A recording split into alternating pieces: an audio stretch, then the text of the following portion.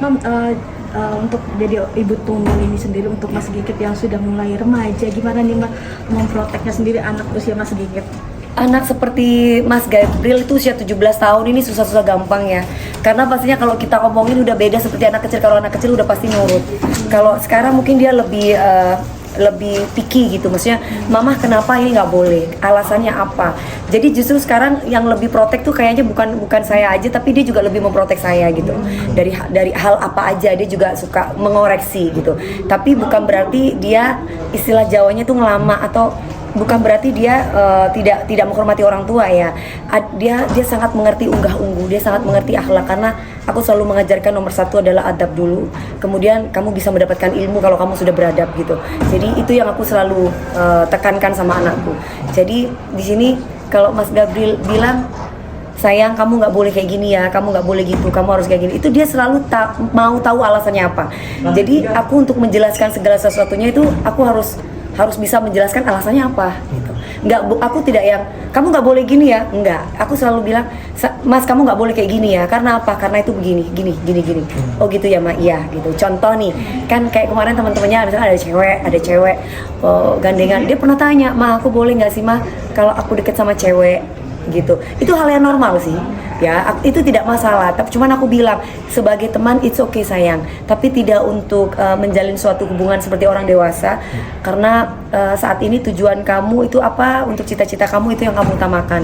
Apalagi kan anak laki-laki, kehormatan, penghargaan itu laki-laki itu di pekerjaannya gitu. Jadi dia harus bekerja, apapun itu pekerjaannya yang penting halal. Jadi nomor satu kamu harus fokus dulu. Nanti kalau kamu udah punya pekerjaan, kamu mau pacaran atau kamu mau segera nikah, itu urusan kamu gitu. Berarti belum dikasih lampu hijau nih Mam? Enggak.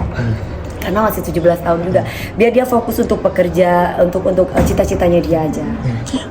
Berarti lebih sekarang kan usianya udah baru lulus ya, Mami. Ya. Berarti itu lebih protek dan juga lebih waspada nggak sih Mami, apalagi kan lingkungan gitu. Gini, kalau misalkan lebih waspada udah pasti ya. Jadi anakku tuh kalau misalkan dia keluar rumah, dia kayak perempuan aja. Saya aja udah, walaupun saya janda, saya tetap ditanya sama ibu saya, Mami jam berapa pulang, nyampe di rumah di mana, sama siapa gitu. Begitupun juga anakku selalu harus kasih kabar sama mama, mau di mana saja, mau keluar dengan siapa, dan kalau bisa mainnya itu jangan di rumah teman-temannya, yang main di rumah. Oh justru itu.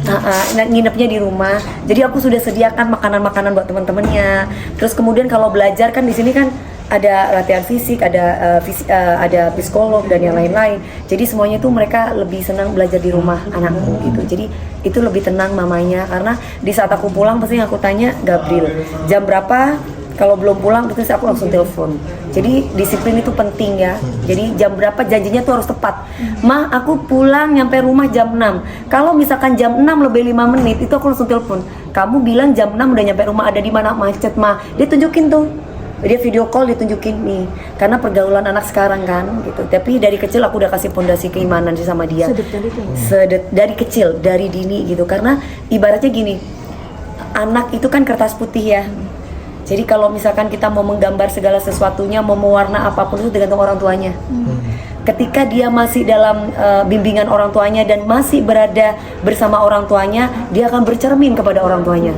Tapi ketika dia sudah balik, atau mungkin dia sudah punya pekerjaan, atau dia keluar dari rumah saya, berarti kalau misalkan anaknya bandel, itu tergantung lingkungan.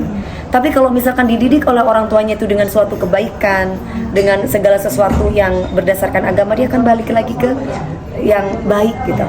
Jadi ibaratnya itu back to basic. Yang tadinya itu nggak baik jadi baik, karena memang dia dididik dari kecil suatu hal yang baik gitu.